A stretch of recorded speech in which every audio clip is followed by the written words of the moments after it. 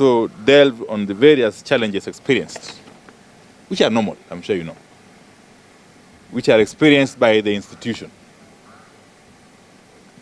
and legislative, policy, and operational initiatives that have been put in place or over which they are seeking support from other government agencies and departments to enable it to address them in a manner that resonates well with the aspirations and expectations of various stakeholders, and especially the consumers of Kenya Power product, which is electricity.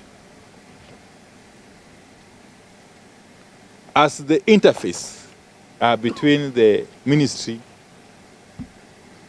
and the energy sector generally and the consumers or the customers, okay, in the entire value chain, expectations of the government and key stakeholders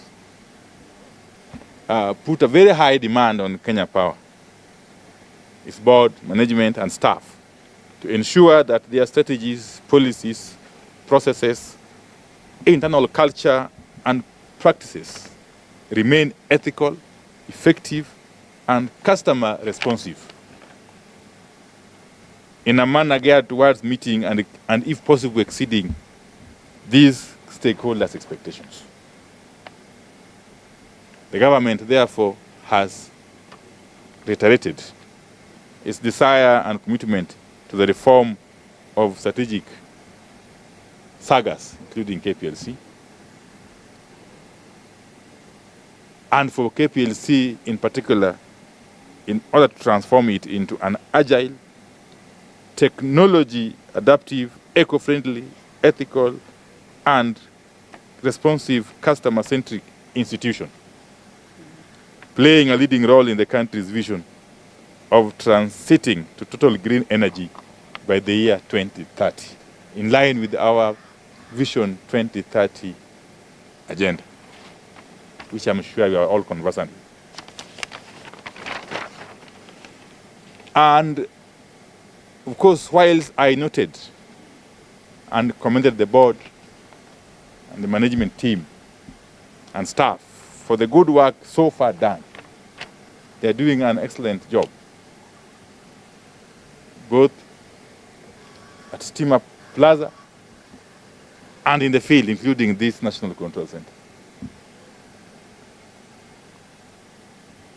I did direct the board, as a matter of urgency, and of course senior management, to embark on institutional reform pathway and report back to the ministry on a number of areas, which I will just summarize. Okay.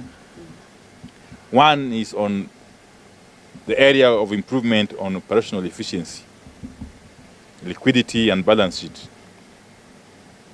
to strengthen the institution and take it back to sustainable profitability. That we agreed, and we got very, very practical steps that the management and the board are going to take, and are taking already actually, towards that goal. Two is the implementation matrix, covering key projects and interventions with major impacts on the reduction of cost of energy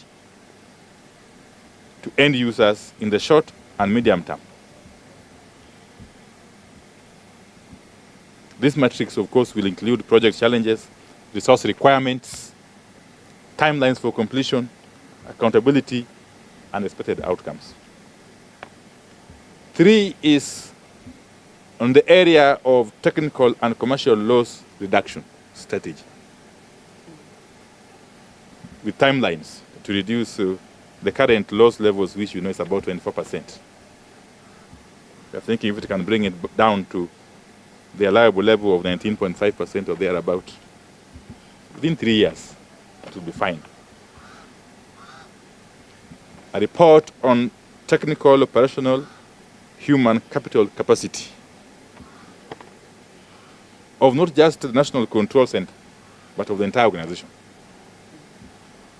We did agree on that because, as you know, this is a very, very sensitive and strategic institution that requires to be optimally staffed. It requires to be resourced optimally at all times. So we agree that we shall look at the gaps where they exist and what measures we can take to fill those gaps. Okay. There's also number 5, which is the issue of customer service improvement strategy. We took quite some time at the call center. And I was impressed, by the way, by the kind of infrastructure that we have in place. I am sure a number of you are aware of the Kenya Power Lighting call number. Star 977 hash. Star 977 hash. Or if you call directly, just call 9771.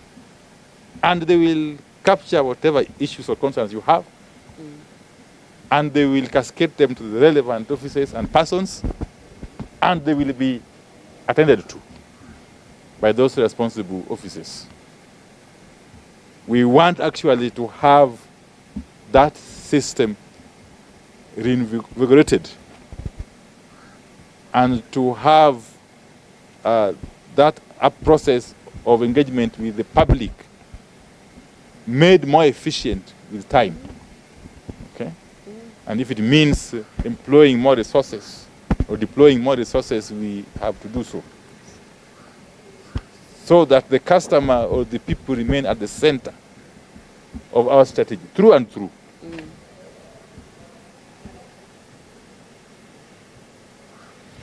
And number 6, it was the issue of supply chain and logistics strategy that would address the supply of critical materials and equipment at every stage. And I'm here referring to equipment and materials such as transformers, electricity poles, electricity meters, and so on and so forth. Cables and what have you. So that at every instance, the supply and stocks of this equipment and materials meet the demand. Meet the demand with a possible reserve. Okay? I have addressed the issue of the human capital. I don't want to reiterate it or belabor the point. And of course, there are areas where we agreed that the Kenya Power will continue to engage with sister companies such as KETRACO, especially on the area of shedding off some of the transmission functions and infrastructure to KETRACO. Okay?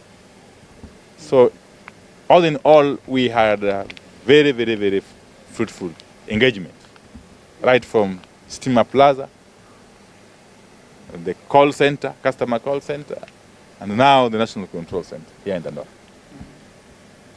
And I am confident that these measures that we've agreed upon with the board and management of Kenya Power, if implemented to the fullest possible extent, will have a very, very positive impact in terms of the capacity of the institution to deliver on its mandate, to execute its mandate for the benefit of the people. But going forward, we will be seeing more and more focus on the customer.